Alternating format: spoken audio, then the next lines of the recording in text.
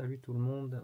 Ce soir je vais faire une vidéo qui va peut-être être assez longue sur tout ce qui concerne les câbles USB parce que ça fait un moment que je voulais en faire une et quand des copains qui me demandent, donc à chaque fois c'est un petit peu pour cela que je fais quelques vidéos. Ça fait un peu comme une mémoire de mes connaissances, on va dire, toujours avec des infos qu'on trouve pas forcément sur internet ou qui sont dites par-ci par-là mais sans être dans une seule et même vidéo. Voilà. Donc alors pour commencer, les copains qui m'ont demandé pourquoi je mets des gants, mais en fait j'aime bien travailler avec les gants. Et puis là en plus celles-là elles ont une particularité, c'est que c'est des gants qui ont été achetés au Japon par un copain, un très bon copain qui m'a ramené ça. Voilà, donc alors, je sais pas lire le japonais, mais j'adore tous leurs trucs. Mais voilà, d'après les dessins, on peut conduire avec, faire du vélo et puis faire des emballages. Voilà, acheté dans un Lawson Store, un magasin sur place. Voilà, et puis deuxième chose, là ce que j'essaye de mettre en début de vidéo, c'est en fait tous les objets que je vais essayer d'utiliser au cours de la vidéo. Donc j'essaie toujours de regrouper en fait tout ça sur mon tapis bleu silicone là, pour ensuite les détailler. Donc c'est ce que je vais faire, commencer par faire. Donc là vous allez encore retrouver sans doute des choses que j'aime bien. Donc mon petit robot Ugreen hein, que j'ai déjà montré plusieurs fois. Et là un ensemble de câbles USB. USB-C, puisque là ça va être vraiment le sujet, l'USB-C principalement, vu la complexité de la norme et tout ce qu'il faut avoir pour pouvoir profiter et exploiter au maximum les capacités de cette norme qui est vraiment pas mal, hein, mais très compliqué quand on ne sait pas trop et qu'on s'y perd avec tous les câbles, etc. Donc voilà, donc pour commencer, je vais vous montrer un petit peu la différence avec tous les câbles. Et après on passera au testeur et au chargeur, au powerbank, etc. Donc là, dans les matériels que j'utiliserai tout à l'heure, il y a la powerbank Ugreen qui va avec celle avec le petit robot là. Donc d'ailleurs quand on l'allume, il y a le petit robot mais sur l'écran qui est super powerbank. Et après j'ai deux powerbank Xiaomi. Donc la powerbank celle-là c'est la powerbank c'est deux de 10 000. Ça c'est une très ancienne d'ailleurs, on commence à voir qu'elle commence à être un peu gonflée, je peux plus la démonter là, j'avais essayé mais la batterie elle est gonflée donc je peux plus la démonter pour sortir la batterie, donc elle fera le temps qu'elle fera, mais on voit là qu'il y a déjà un jour ici et ici, donc voilà, donc j'utilise plus trop pour faire des grosses choses.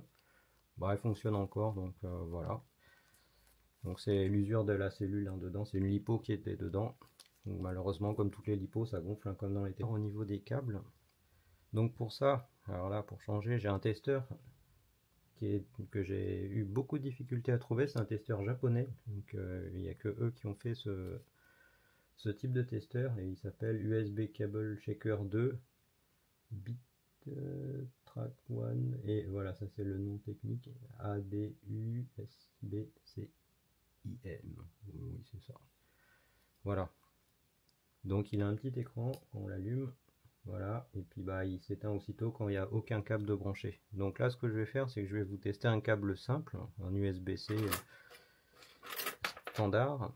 Donc bon après je n'ai que des câbles de qualité, hein. Si j'en ai un que j'ai gardé justement pour aujourd'hui. Ah, je l'ai perdu. Ah le voilà. Un câble que je qualifie de pourri, que je sais pas où je l'ai eu, mais je vais vous montrer ça tout à l'heure. Et puis celui-là, de toute façon, il va partir à la poubelle. Moi, je garde pas ces merdes-là chez moi. Donc, un bon câble green, USB-A, USB-C. On va le passer. Hop. Donc, première chose qu'on peut voir, c'est qu'il dit que le blindage est bien branché au moins du fil. Voilà. Donc ça, déjà, c'est le premier point. Et non, si je branche le deuxième bout, hop. Voilà. Donc là, on va voir les milliohms du câble qui s'affiche et en plus les détections des fils qu'il y a à l'intérieur. Donc là on peut voir qu'il y a la masse, le plus, le D- et le D+, c'est-à-dire c'est un câble USB 2 standard en réalité celui-là. Donc si on l'utilise par exemple pour faire des transferts de fichiers, je vais prendre un exemple avec celui-là, un petit Crucial X6, donc c'est un petit SSD qui est super bien. et que je conseille quand on me demande quoi prendre en disque dur externe d'un Tera, voilà. Et celui-là, si je l'utilise avec ce câble-là, et que je le mets à l'ordinateur, et ben là, on va voir les commentaires d'Amazon. Ah, c'est bizarre, je vais pas plus vite que 40 mégaoctets secondes. Bah oui, c'est normal, faut peut-être prendre un câble USB 3 pour que ça marche. En USB 2, c'est bridé à 40, c'est le grand maxi qu'on peut débiter en USB 2. Donc là, c'est un câble USB 2 celui-là. Donc il n'y aura pas le gros débit qu'on peut retrouver sur ce type de matériel. Voilà. Ensuite, donc le vrai câble USB 3 qui était fourni avec, c'était celui-là, le petit. Donc ça, c'est celui qui était fourni d'origine avec le crucial, que j'ai eu. Donc celui-là, si je le teste, on va faire le même. Donc pareil, il nous détecte bien que le blindage est relié au moins. Et là, je vais brancher l'autre côté. Et là, qu'est-ce qu'on voit? Et ben en fait, on voit qu'il est intégralement câblé celui-là. Et en plus, les miliums, ils sont encore plus bas que tout à l'heure. Donc celui-là, c'est un bien meilleur câble que le green. Par contre, en contrepartie, c'est presque un bout de bois. C'est-à-dire que là, la rigidité, faut oublier. Donc au niveau d'un USB-C complet, ce qu'on peut voir, c'est qu'il y a énormément de fils à l'intérieur en fait. Donc il y a le fil USB 2, donc les 4, je vais prendre mon crayon.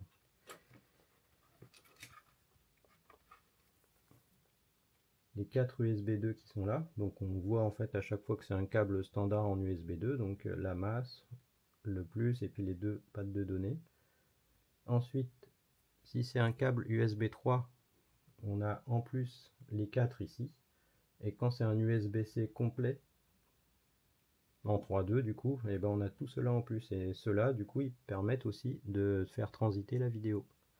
Voilà, donc là c'est un exemple de câble voilà, complètement câblé, on va dire. Celui-là, donc c'est un câble USB-C que j'ai eu avec un boîtier Orico. Un boîtier externe où j'ai mis moi-même mon NVMe dedans. Hop, donc déjà premier truc c'est qu'il affiche bien que le blindage est branché. Voilà, donc là qu'est-ce qu'on peut constater? Eh ben, que ce câble il est correct au niveau des milliohms. Donc c'est à dire que la résistance interne, donc le courant qui passe est correct. Par contre, on voit que là, il y a beaucoup de câbles qui sont absents au niveau du brochage. Ce qui fait qu'en fait celui-là c'est bien un câble USB 3, puisqu'on a bien cette zone-là qui est câblée, 3.0, 3.1. Par contre, c'est pas un câble 3.2. Donc celui-là, il va pas faire transiter la vidéo. Voilà, donc faut vraiment faire attention avec ce type de câblage. Ensuite, je vais prendre, alors là c'est le mastodonte, hein, celui-là, c'est un câble Dell ou Lenovo, je sais plus, mais alors celui-là, c'est un officiel. Alors là, le mode bout de bois, il est encore plus activé que le petit. Donc on peut remarquer que la connectique se ressemble. Donc quand c'est des grandes connectiques longues comme ça, par rapport à celle-là, je commence à y être habitué, on peut déjà se douter que le câble il doit être complet en fait, l'USB-C. Donc là, je vais le brancher. Voilà, alors déjà, quand je branche un côté, il y a une donnée en plus qui s'affiche, et ça on va pouvoir le voir en détail tout à l'heure. C'est que là on a donc toujours l'histoire du blindage qui est relié au moins, mais en plus, il détecte en fait la puce, il y a une puce dans le câble. La puce qui s'appelle le E-Mark.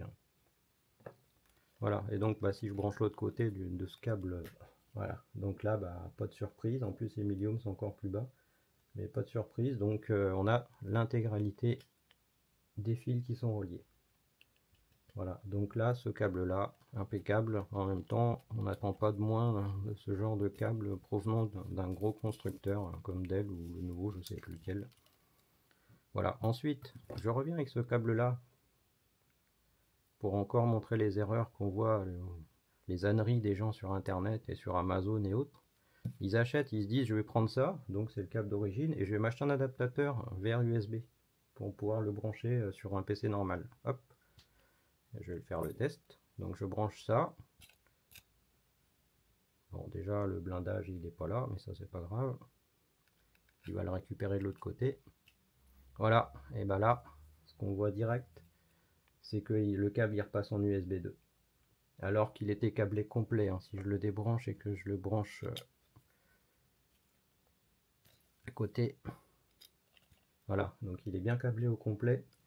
Sauf que l'adaptateur étant un adaptateur hyper basique, et ben en fait on perd tous les fils qui sont intéressants et qui permettent d'avoir du débit justement.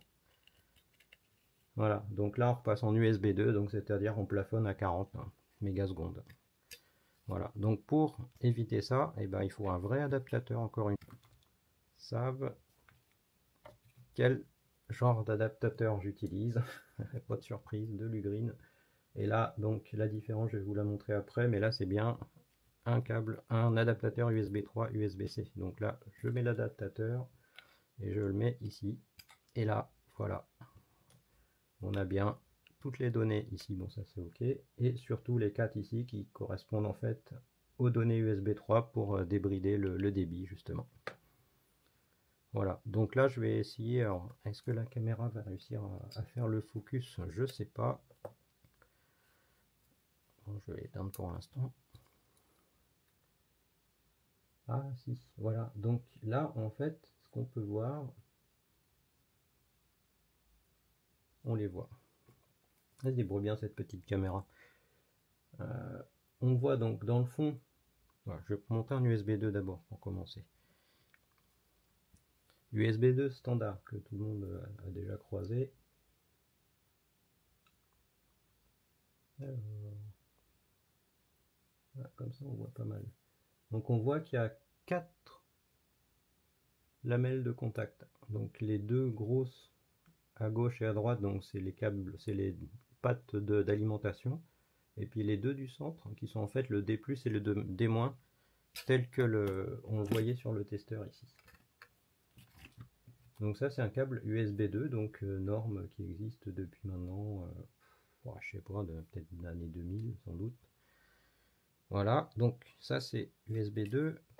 Côté femelle USB 2, bah du coup rien d'exceptionnel. Voilà. Donc on retrouve du coup les 4 contacts ici, donc qui vont venir du coup prendre appui sur les autres qui sont là. Et donc on se retrouve à avoir 4 contacts qui se font de chaque côté. Et donc d'ailleurs, qu'est-ce qui se passe quand le connecteur est abîmé ici? Bah souvent ça s'est complètement écrasé. Donc l'effet ressort n'est plus présent et du coup ça fait des faux contacts. Et puis d'ailleurs on le sent parce que quand on le bouge comme ça, il y a beaucoup de jeu, parce qu'il n'y a plus de maintien. Voilà. Et puis le deuxième point aussi qu'on peut voir des fois quand c'est vraiment mal utilisé, c'est que le blanc il casse. Et quand le blanc il est cassé, bah c'est pareil, ça tient plus.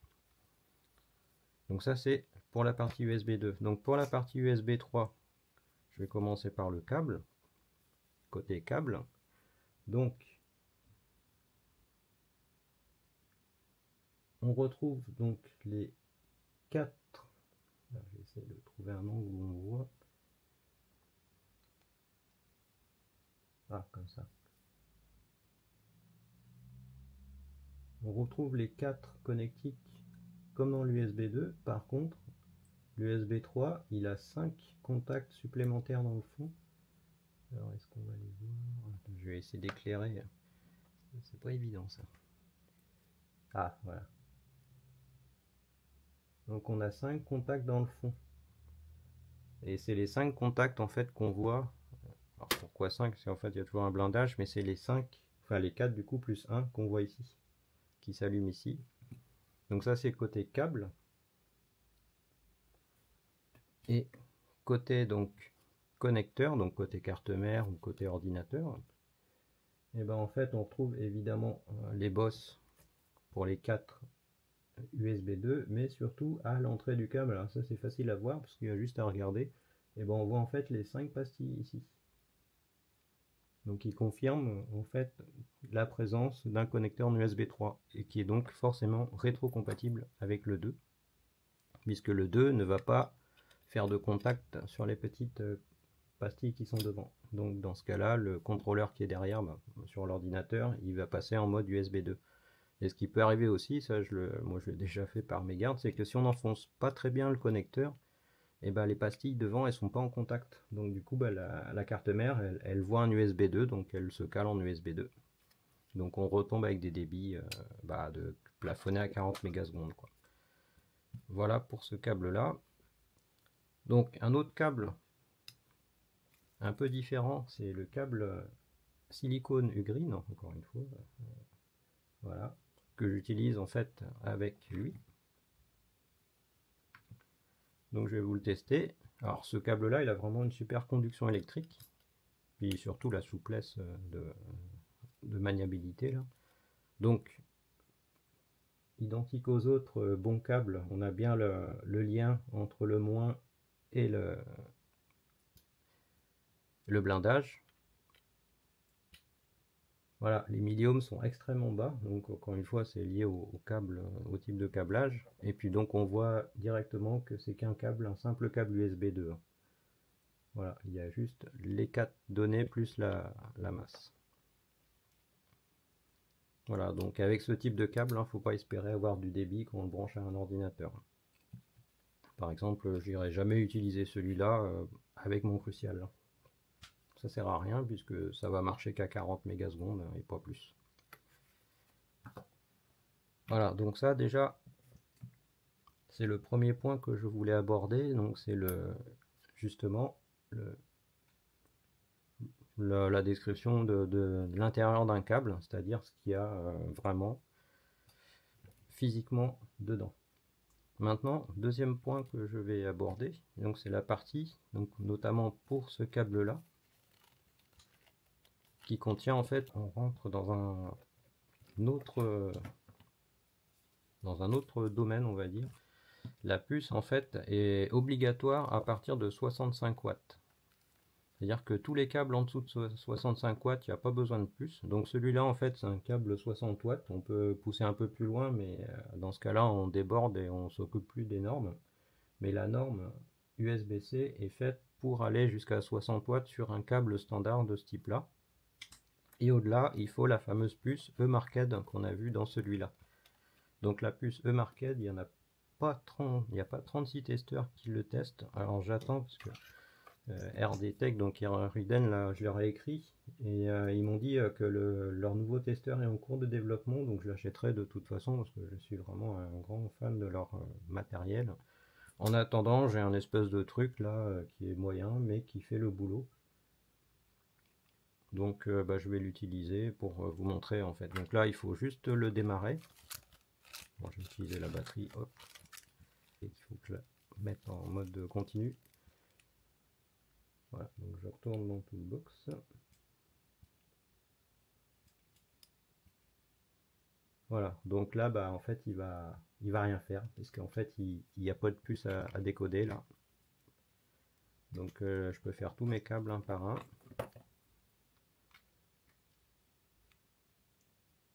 Donc le crucial non plus.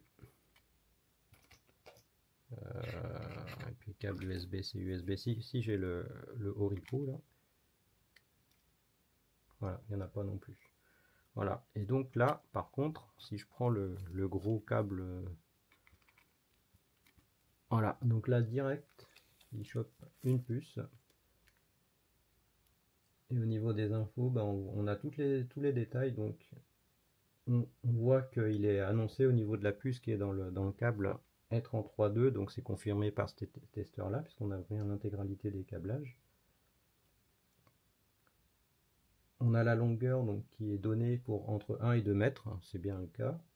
Et on a le volt max et le courant max. Donc là il tient, c'est un câble qui tient 20 volts 5 ampères, c'est-à-dire 100 watts, parce que les watts c'est la multiplication des volts fois les ampères. Et après, bon, on a les infos, d'ailleurs, il n'y a que des zéros, donc là, je sais pas trop. Et après, c'est que des codes en hexadécimal qui donnent rien. C'est vraiment cette partie-là qui est intéressante d'avoir. Voilà, donc sans cette puce, je vais vous montrer tout à l'heure ce qui se passe au niveau du petit robot, de la batterie. Mais en gros, ça se bride. Hop, voilà, donc là, j'ai fait le tour pour l'explication qui est quand même assez complexe du fonctionnement des câbles. Tiens, j'ai oublié le câble pourri que je vous disais tout à l'heure là. Donc c'est un micro USB, mais c'est pas grave, il est pourri quand même. Le micro USB, il y en a des très bien, les green par exemple. Donc là, je le branche. Hop, et surprise, il n'y a que 2 fils dedans, les milliohms sont dégueulasses, hein. On est vraiment très élevé. Et en plus, Voilà, le testeur nous dit pas d'infos comme quoi le blindage est relié au moins. Alors, je vais essayer de si je mets que ce côté-là, non. Donc voilà, donc c'est vraiment le câble tout pourri qu'on peut trouver sur AliExpress ou chez Action, enfin des trucs vraiment dégueulasses. Et donc là, bah, ce que je vais faire, parce que de toute façon ce câble-là il est destiné à la poubelle, là, je vais le couper. Et vous allez voir. Alors, tac, massacre de câbles. Voilà. Donc on va, comme ça va confirmer en fait ce que le testeur a dit il y a quelques instants.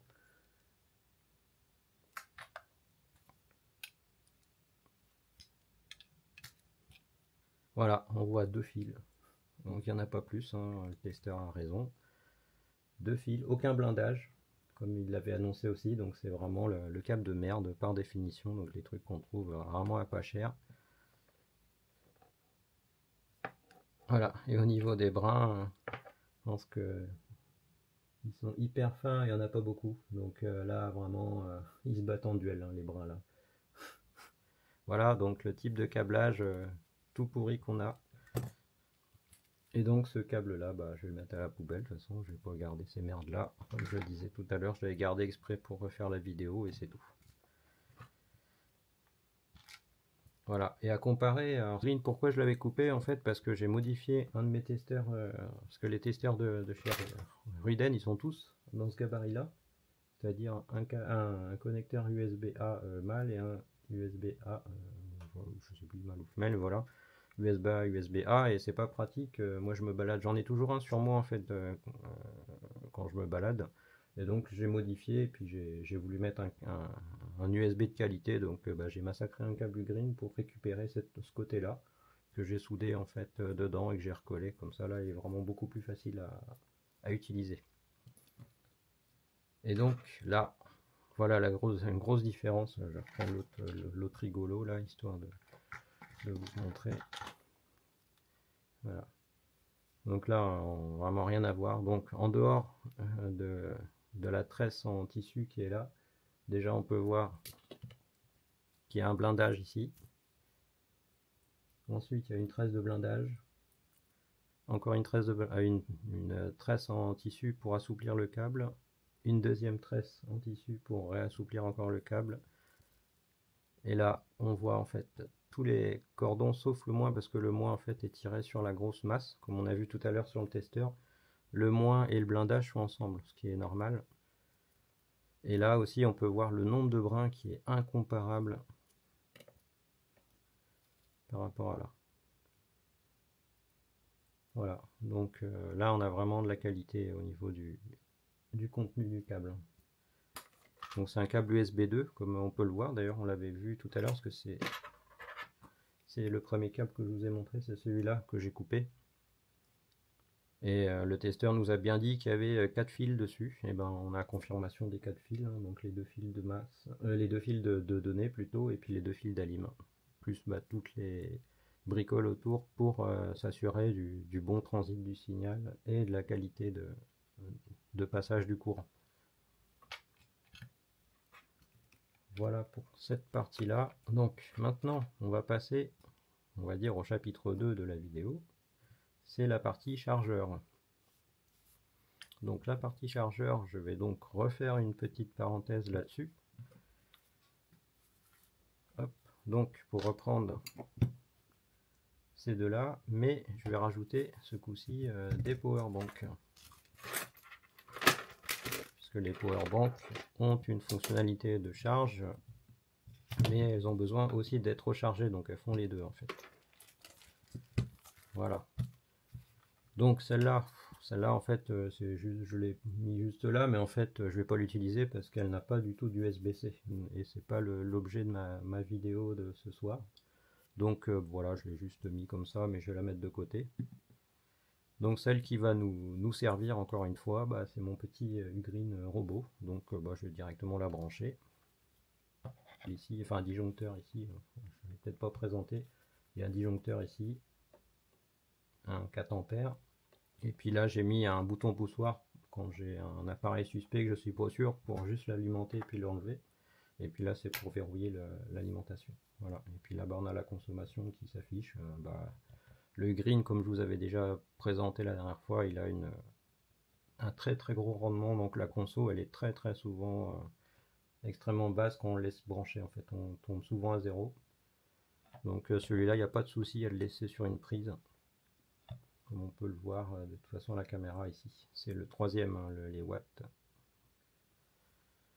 Voilà, donc là ce que je vais vous montrer, je vais utiliser le câble silicone, il est vraiment chouette à utiliser et il n'est pas embêtant grâce à la souplesse qu'il a.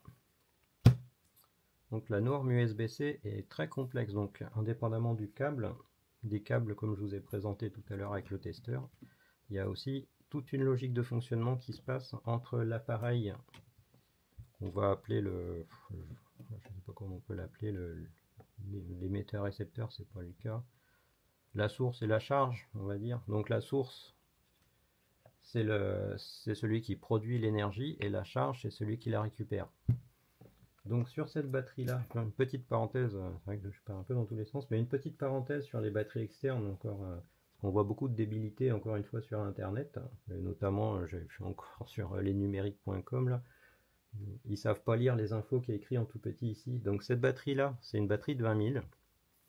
C'est une batterie de 20 000, mais qui est capable de sortir jusqu'à 130 watts, 130 watts en cumulé, et 100 watts sur un port en particulier, ici. Voilà, et en fait on a toutes les vraies infos et moi je les ai mesurées avec les différents appareils que j'ai. Donc voilà, donc on a bien 20 130 watts. Alors là-dedans en fait, en réalité on a 4 cellules, alors évidemment j'en ai pas sous la main, si, je sais où en trouver une. Et Nightcore que j'ai dû vous présenter, peut-être je ne me rappelle plus. Et là c'est une lampe qui est dédiée à la base aux forces de l'ordre, etc. C'est une lampe de, je sais plus de quelle gamme, mais c'est de cette gamme-là. Elle est super, 4000 lumens et je crois qu'elle les fait vraiment. Et c'est même pas que je crois que c'est qu'elle les fait vraiment. Et donc elle est alimentée par une grosse batterie de 5000. Je viens de me rappeler. Et en fait, donc officielle évidemment. Et c'est donc les fameuses batteries, si je vous en ai parlé, les tailles de batterie, c'est les 21700. Et en fait, la batterie Green, tout bêtement, il y en a 4 comme ça. 3 et 4. Et c'est exactement la même que la Nightcore qui est dedans, mais en x4. Donc ce qui fait donc un calcul très simple, hein, 5 x 4, 20, donc 20 000. Rien d'exceptionnel. Hop. Voilà. Oh, oh, oh, qu'est-ce qu'elle est claire cette lampe. Donc revenons du coup aux infos qui sont indiquées.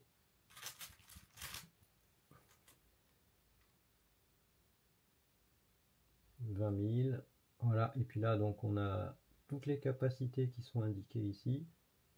Tac, tac, tac. Et qu'est-ce qui nous intéresse ici? Donc, ah bah, là on le voit ici.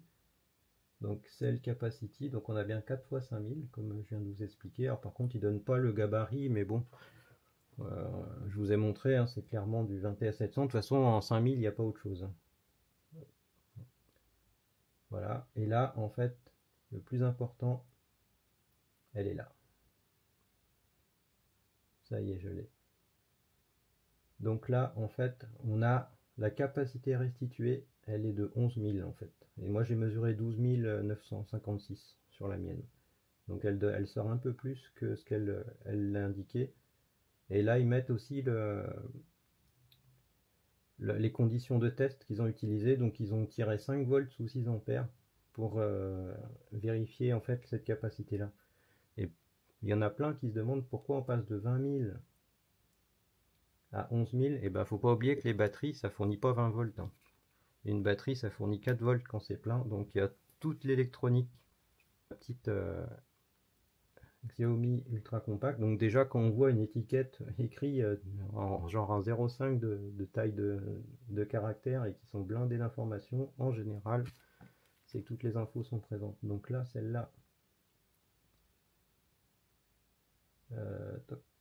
ici, c'est pour ici.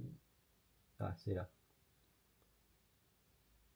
Donc 10 000. Voilà. rated de capacité 5500. Et là, pareil, on voit les conditions de test. Donc ils l'ont testé en fait à 5 volts 3 ampères.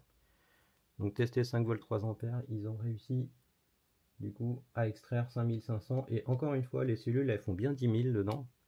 Mais les cellules, c'est des cellules de 3 volts 7 hein, normalement. Est-ce que c'est... Voilà, c'est marqué là, 3 volts 7.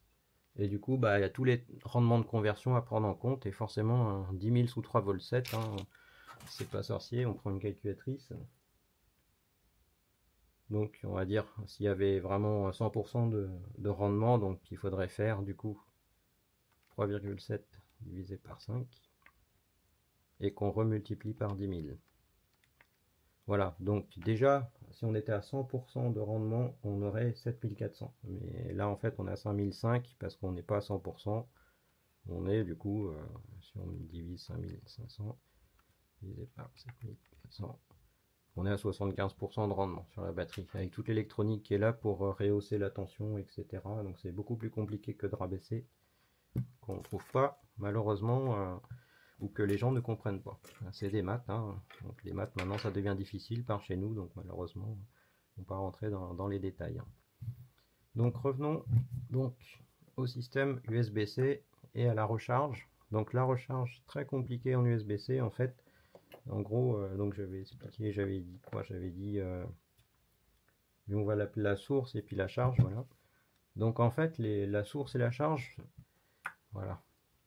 Donc ça c'est encore un testeur de la même marque que eux, Ruiden. Donc il y a une petite chose que je voulais montrer donc en USB-C. Donc l'USB-A pour vous montrer déjà, hop.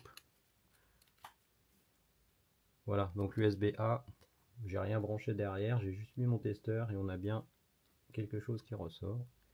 Hop, et je peux même tester par exemple avec une lampe, tout ce qu'il y a de plus banal, une petite lampe Xiaomi, une officielle, hein, pas un truc AliExpress no-name, là c'est la vraie de vraie, avec le bouton et les 5 niveaux, etc. qui éclaire fort.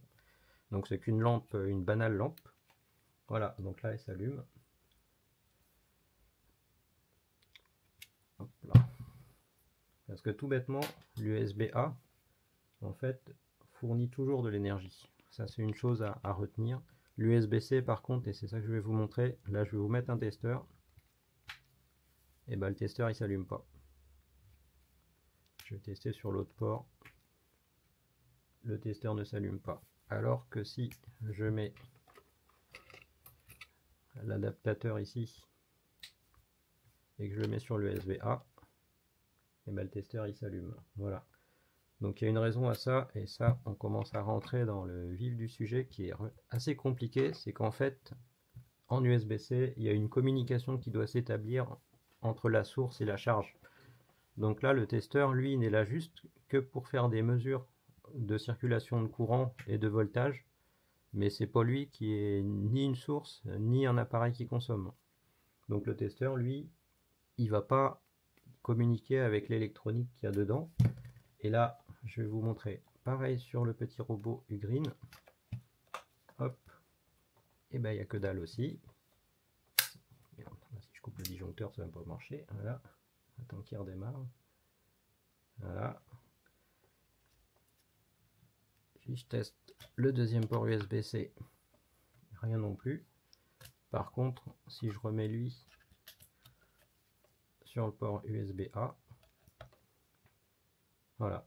Donc on revient à ce que je vous expliquais avec ça, c'est que le port USB-A, tout port USB-A fournit l'énergie par défaut. Comme il n'y a pas de communication pour savoir qui est la source, qui est la charge, bah, tout USB-A sort en fait par défaut de l'énergie. Et donc ça évite des bêtises, par exemple sur la batterie. Donc un chargeur comme ça, on sait que c'est forcément une sortie de lui vers l'extérieur. Par contre, une batterie moderne comme celle-là, les ports, il peut y en avoir qui sont dans les deux sens. Et là, en l'occurrence, il faut lire des infos qui sont marquées dessus. Et on voit, par exemple, avec le petit crayon Xiaomi, que lui, il fait in-out. Ça veut dire qu'il fait entrée et sortie à 100 watts. Et lui, il est qu'en out. Donc, avec mon accent anglais au top. Donc lui, il ne fait que sortir.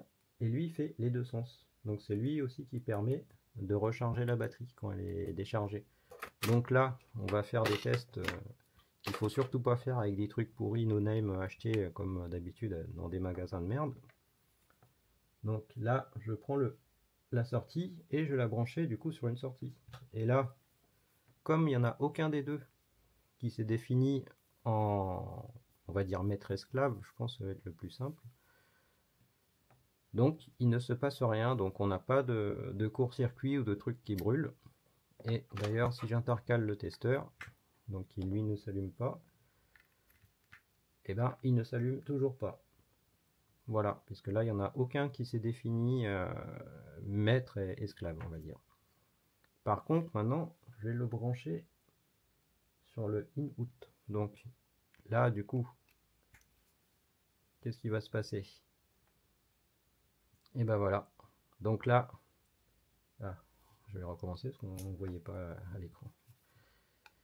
Il y a les reflets.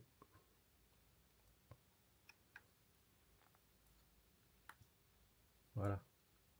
Voilà, 5 volts. Extinction, parce qu'ils sont en train de communiquer, et 20 volts. 1996, c'est 20 volts. Et voilà. Et puis là, il y a la petite flèche. Alors, je vais mettre un écran un peu plus... Voilà, on voit mieux. La flèche qui dit en fait que le courant, il va de là vers là-bas. Donc là, en fait, la batterie s'est définie et s'est mis d'accord avec le petit robot ici. Comme quoi, c'est lui le maître et c'est lui qui reçoit. Donc la charge, l'émetteur et le récepteur. Voilà. Donc, et puis on a vu aussi la phase d'établissement, et normalement on doit le voir aussi sur la batterie, parce que la batterie donne pas mal d'infos celle-là. Est-ce que l'écran... Voilà, c'est bon, là on l'a vu. Et là, si je mets la courbe, voilà, on voit du coup là, sur la courbe, on voit d'ailleurs les infos, elle est précise. Hein, la batterie, bon, elle n'a pas beaucoup de chiffres après la virgule, mais on voit que les deux sont synchro. Voilà, et si je débranche le câble, donc la batterie, bah, elle s'en va, voilà, elle part en sommeil, et si je le rebranche,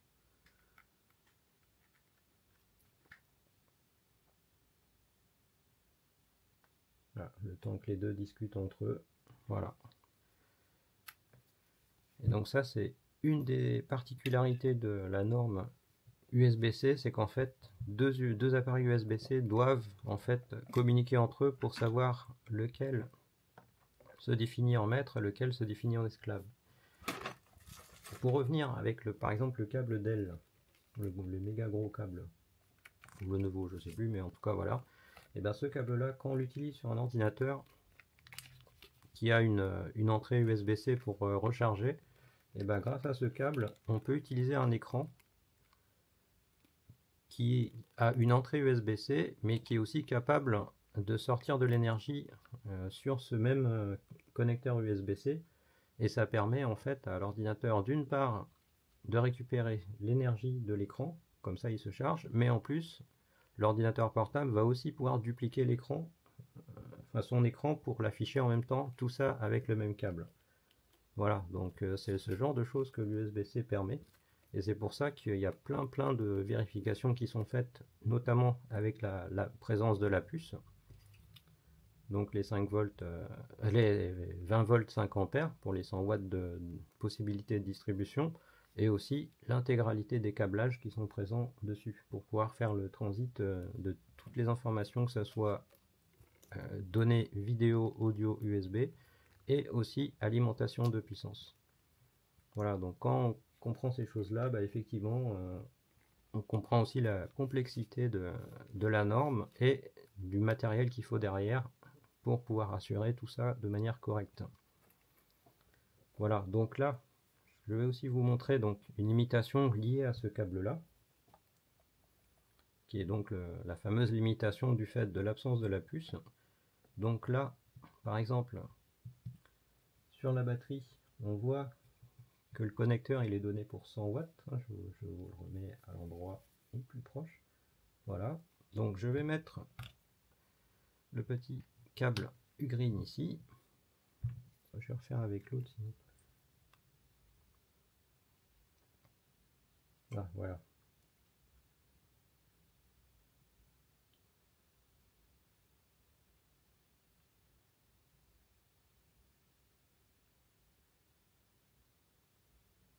Voilà, donc là, on peut voir un truc qui est intéressant, c'est le power delivery, donc il est donné à 63 watts. Et pourquoi 63 watts alors que la batterie,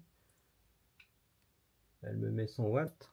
Et bien là, rappelez-vous qu'il faut une puce à partir de 60 watts. Donc sans la puce, on est bridé. Donc là, je vais ressortir le câble, le bout de bois. Je vais refaire le test. Alors là, par contre, voilà.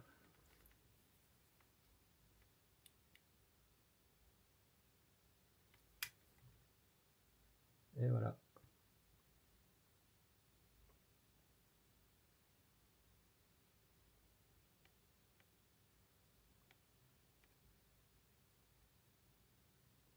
Ça y est, il a fini de tout vérifier. Et donc là, c'est exactement ce que je vous expliquais. Donc là, ça y est, on a nos 100 watts et même la batterie peut sortir 105 en réalité au maximum par rapport aux 100 qui sont indiqués dessus. Donc là, pourquoi on était bloqué à 60? Et bien parce qu'il n'y avait pas de puce dans le câble. Donc dès lors que vous avez un câble sans puce, quelle que soit sa qualité, celui-là il est vraiment super celui-là. Mais quelle que soit sa qualité, malheureusement, il va être bridé à 65 watts.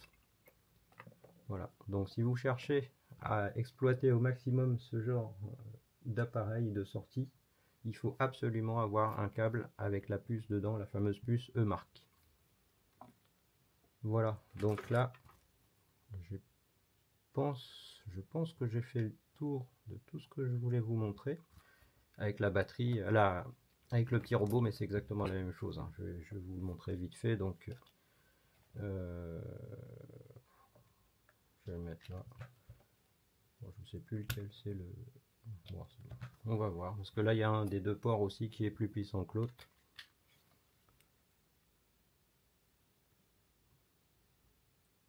Ah, 30 watts, moi je vais arrêter tout de suite, c'est pas celui-là, donc c'est celui du bord.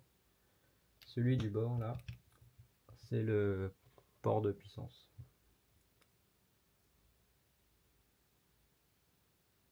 Alors, voilà.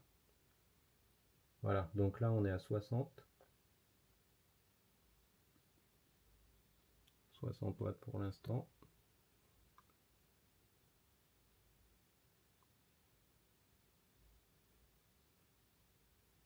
Voilà, et puis bon, toutes les normes, mais je vais pas rentrer dans les détails. Mais souvent, les normes en rouge, c'est les normes pour, je sais plus, des marques un peu bizarres. Et du coup, il faut les licences pour les avoir. Et en général, les constructeurs, ils s'embêtent pas avec les licences pour un petit nombre de téléphones sur le parc de cette marque-là. Voilà, donc là, on est bloqué à 60. Hop, je vais reprendre le bout de bois.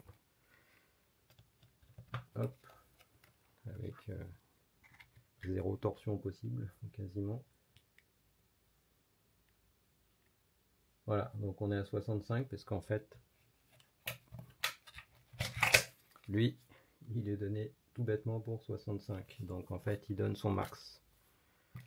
Et si on utilise ce câble-là, en fait, on voit qu'on sort 60 sur 65. Donc on peut dire qu'on est au max, hein, quasiment à 5 watts près. On n'est plus à 5 watts près à ce niveau-là. Par contre, avec la batterie et ce câble-là, on a 40 watts qui manquent. Hein. Et là, c'est pas négligeable pour certains appareils. Hein. Voilà.